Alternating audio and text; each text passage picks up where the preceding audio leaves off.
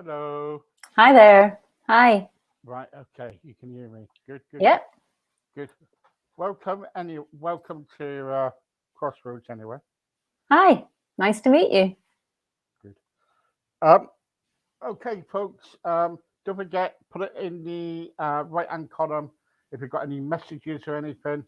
Also, the people on the radio, can you please leave them messages? Leave the messages clear. By the way, because at the moment all the messages are being mumbled into different boxes. So if you could kind of like kindly sort that out, I'd be so grateful. Okay. Um, Tell everybody about yourself. And so you're Jane. I am Jane Duncan Rogers. I run a social enterprise called Before I Go Solutions.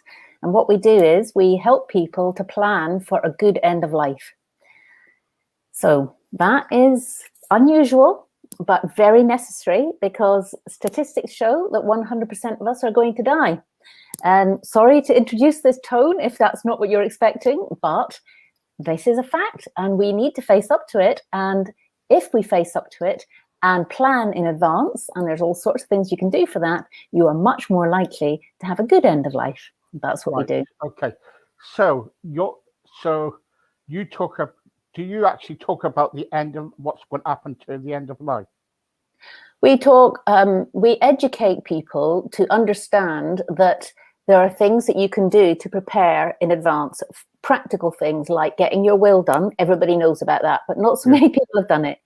Taking care of your powers of attorney, taking care of an advanced care plan and an advanced directive, which is the statement that you make about the treatment that you don't want to receive. Because in the Western world, most people will receive treatment, whether they want it or not. That's just the way we're set up.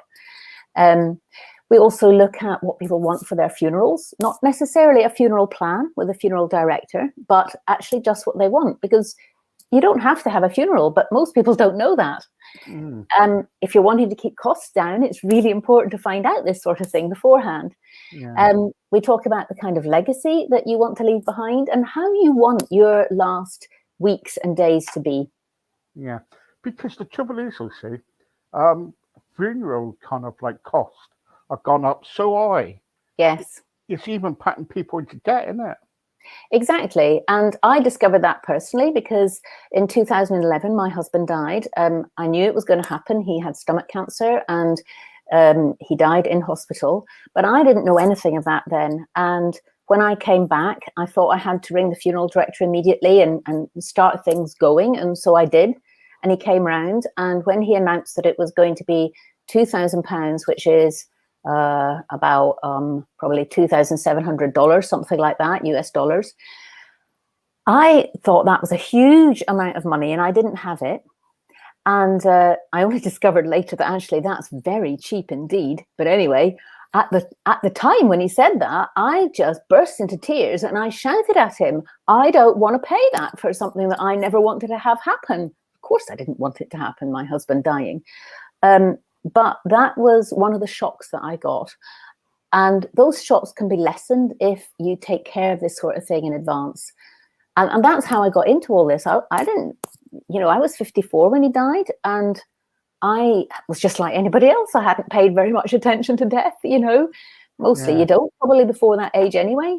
But I ended up writing my first book. I just show you it here, Gifted by Grief. A true story of cancer, loss and rebirth. And, I wrote in that book about the questions that I asked my husband before he died. And I only asked them because a friend had pestered us in an email.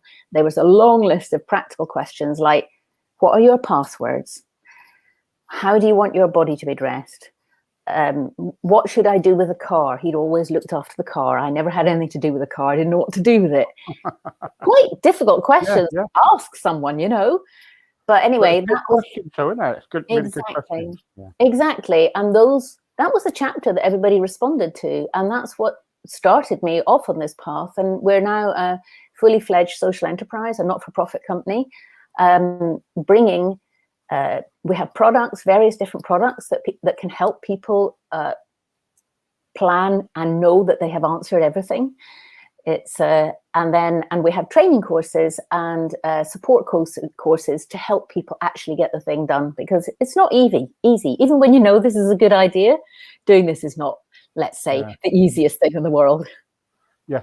So basically, so you help people who kind of like actually, before they die, you help them to put plans in order.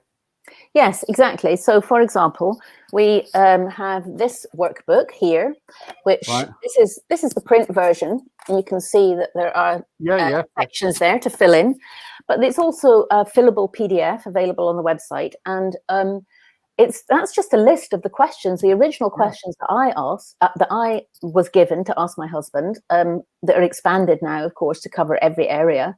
And if you complete all of those, even if one of your answers is, this is not applicable to me, that's really helpful for those people who are coming after you.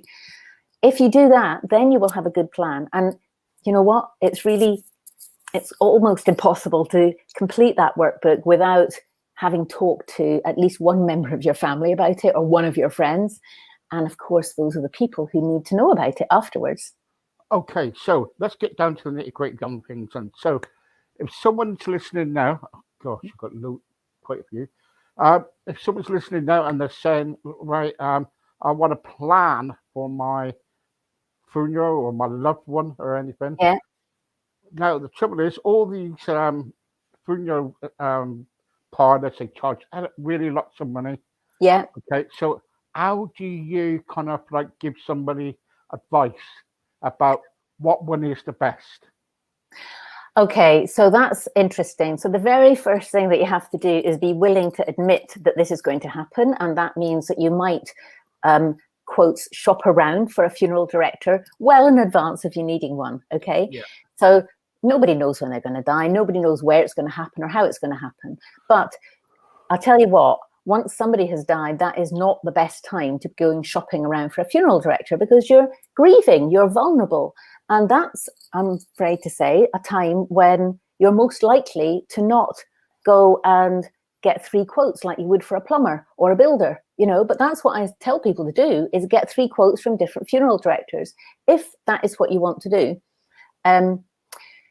What's also really important to know is that these days there is an option called direct cremation. Direct cremation is for somebody who knows that they want to have their body cremated, but they don't want to have a service.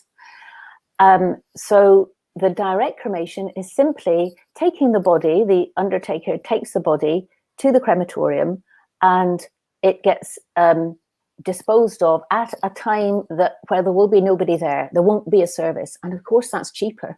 In fact, in the UK, it's usually under £1,000 for that. Depending on where you are, it's a bit different in different places. But if you don't even know of that option, then it won't happen. But it's perfectly okay to do that.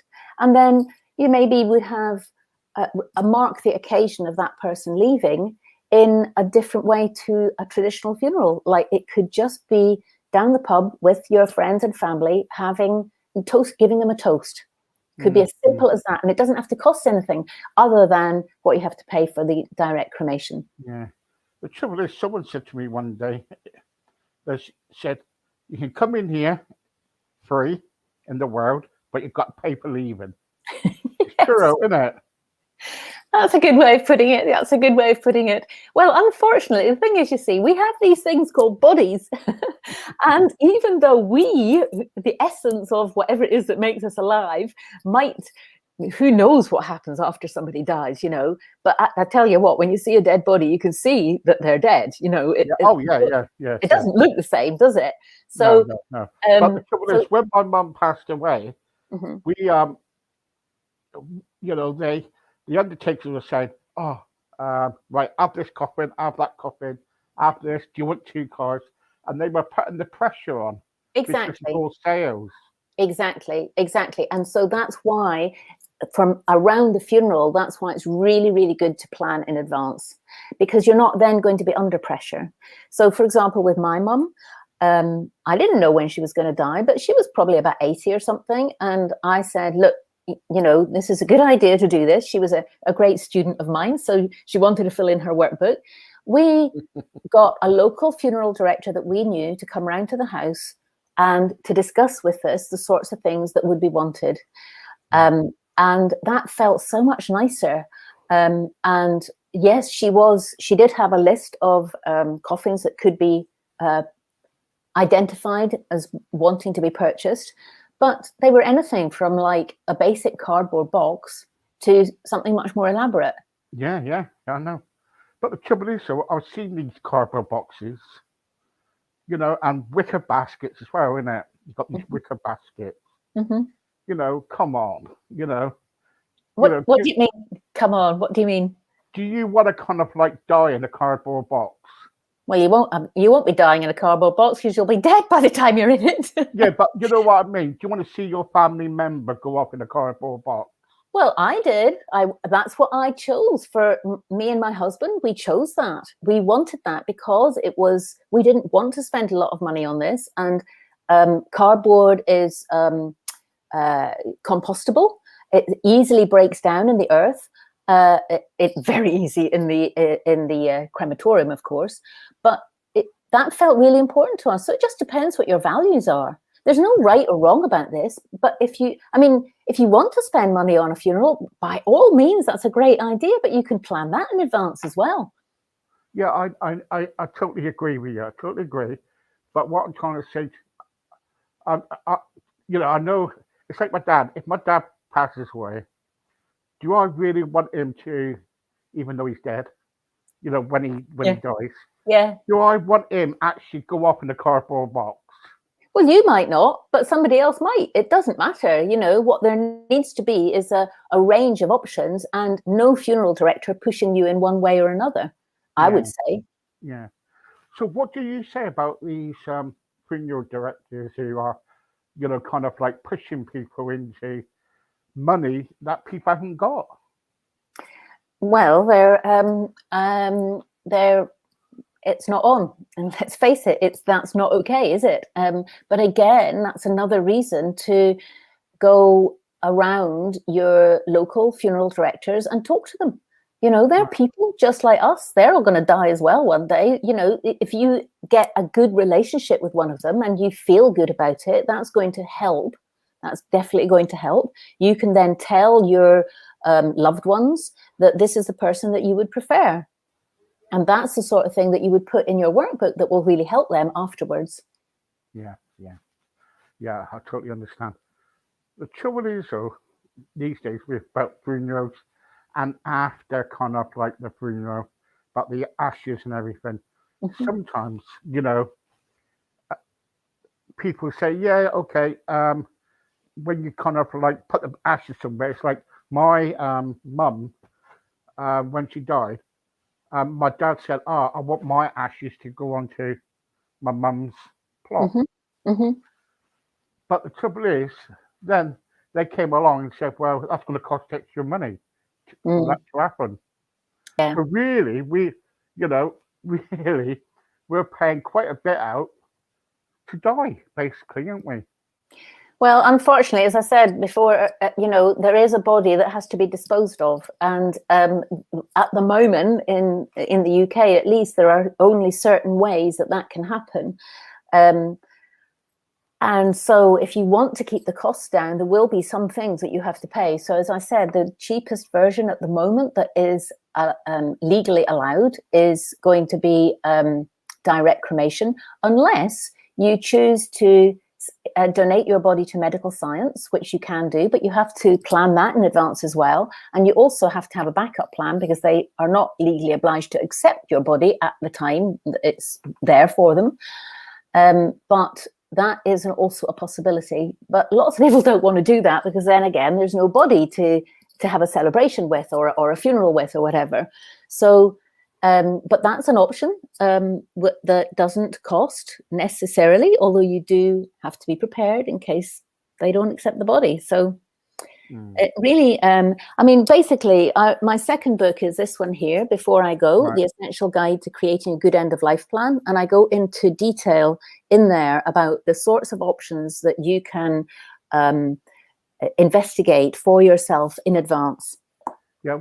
What I want to do sometime is to kind of like have you back and talk about your books Yeah. because I've been into I've read some of your book, Okay, and I jolly good. think they're very good, very Thank good. you. Thank you. I have done my research on you, and I think what you do is fabulous. Thank you. Thank you, Steve. I'm a Christian person. I believe, that when we die, that that we go to heaven and everything. But the trouble is, you see, when when somebody does die, Hmm. you know, when the family comes together, I've been there, and they haven't got the money to pay for the funeral. Yeah. That's the horrible thing, isn't it? Because they Yeah. go into debt.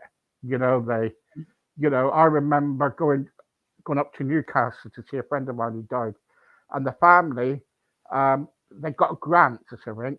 A grant from the authority to Hmm. pay for it, but there was about £5,000 kind of like missing. They had to find the £5,000, Wow. and it was quite damn hard for them. You know I'll what I bet mean? it was. Yes, I'll bet it was, which is another reason why, if you can read about this sort of thing, prepare in advance, you can actually cut the costs quite a lot in Yeah, advance. And also, if you're going to use a funeral director, you can shop around, because there is a huge range in the kind of services they provide. Like some of them say you have to have all of this and there's no options. Others say you can pick and choose how much you want us to do, from the basic, which is simply picking up a body and taking it away to a crematorium with no celebration, like I said, to the full bells and whistles with absolutely everything laid on, which will cost. It will yeah, cost. yeah, There's no yeah, doubt about it. But for yeah. example, I didn't know that you don't have to have a hearse if you don't want to. I didn't know You that. don't actually. No, but nobody knows that.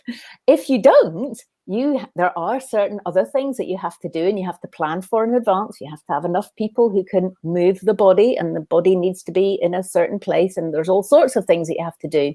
And most people, of course, don't want to do that, which is fine, but that's why we use a funeral director. But you do have a really, if anybody's listening to this and thinking about it, I would really encourage you to just ring up a funeral director and say, can I, I'm not dying yet, but I would like to come and find out what happens when I do. Jane, I think we got some messages here. Let's go through these Okay, messages before we go. sure. Mark wants to know. Mhm. Hi Steve. Can Jane tell me about the what I can do if the funeral directors are charging me too much, because my mum just passed away 3 weeks ago, Oh. and they gave me one cost, then another cost. What's going on? So you need to find out, Mark, you need to find out from them exactly what that cost is made up of. Can Exactly. I do that? Yeah, definitely. Because their costs will be made up of all sorts of different things, different elements. And like the provision of a coffin is just one of them. The transportation of the body from one place to another is another part of it. The actual service itself is another part. Whether you want flowers or not, that's another part. Environment. All sorts of things. Exactly. It's like you can pick and choose those things if you are with a funeral director who will allow you to do that. So that's the very first things to find out, the breakdown of those costs. Okay. Lucy wants to know. Oh, hello, Lucy. Um, can I have my mum's coffin at home for a couple of days? Yeah. Because the family wants to say their goodbyes. Yes. Now, if you're going to use a funeral director, some funeral directors won't allow that. They will say you'll have to come and see the coffin in our funeral parlor or whatever it's called. But some will. Now, if you're going to have a body at home, it needs to be in a cool place. But you absolutely can do that. And particularly if somebody dies at home, you might just want to have them there for a bit.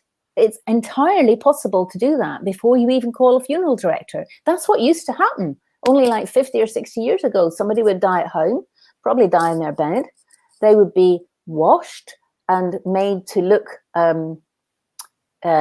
comfortable, let's say. And then the neighbors and friends and family would come and pay their respects. And that was the way we did it. But people have forgotten this. So there's a very good website called, Pushing Up the Daisies. It's based in Scotland, which talks about what you need to know about if you want to have the body at home, because there are a few things you need to know about, like you need to keep it cool for a start, or in a cold room, which is not difficult in the north of Scotland where I am, but anyway. Okay, thank you. Rachel wants to know, what's the best funeral insurance to get? Well, that's not something, again, I advise on in terms of specific insurance companies. But what I do say is that getting an insurance policy may or may not be the best thing to do. If you're wanting to plan in advance in terms of saving up money, by all means, getting an insurance policy is one way, but you could also just put money aside in a separate account and make it known that that's the account for your funeral for when the time comes. That's another way of doing it. So I can't recommend particular funeral insurance plans, but I'd always say, look, a bit like the earlier questioner, I'd always say, look at the fine detail of what actually you're paying for. Yeah, okay. Steve, would it be possible if Jayne showed me her 2 books again, because I'm interested in getting them. Yeah. They're both. Jayne, I kind of like a link from the screen for you. Oh, there we go. Yeah, that's better. So this one here, Gifted by Grief, that is like a memoir of what happened to me after my husband died, but in the lead up to him dying and afterwards. That's why I've called it Gifted by Grief, because I'm a few years on, I actually did feel like I'd received a gift. And this one is much more practical. It's about a third of it is useful background information to explain some of the stuff in more detail, what we've been talking about. And then there's the rest of it is much more practical, where you can actually answer questions, do some exercises to help you get clear about what you actually want to have happen. Right, brilliant. And where can people get your books? If you go to, the books are available in Amazon, those 2. And also if you go to my website, beforeigosolutions.com, you will find the books available there as well, and the workbook. The workbook is this one here, the one that you fill in. But there's also courses there as well, online courses that you can take, and lots of articles to help you, to basically help you. Thank you so much. Would it what's it, Richard? Would it be possible we can have Jayne back again? Because I want to. Yeah, I will ask. Okay, I will ask. Right. Okay. Just waiting for another question. Oh, okay. Louise, I left this for last because I thought I will kind of like challenge you at this. Go on then. Right, I'm going to challenge you at something. Right, Louise said, would it be? I've got my own house, got my own land because my granddad gave it to me.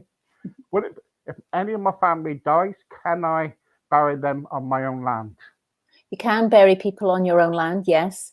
The thing that there's 1 or 2 regulations that you need to be aware of, that they will be dependent on your local authority. So you would need to go to your local council website and find out what provisions they say need to have happen. But it's usually things to do with how far away from a watercourse it is, and I can't remember what there's one other thing, but the other thing is that you need to know that you need to declare it in the house deeds. Now that might affect the value of the house being sold on later on, because not everybody is completely okay with there being a body buried in the back garden, so to speak, or on in a field or whatever.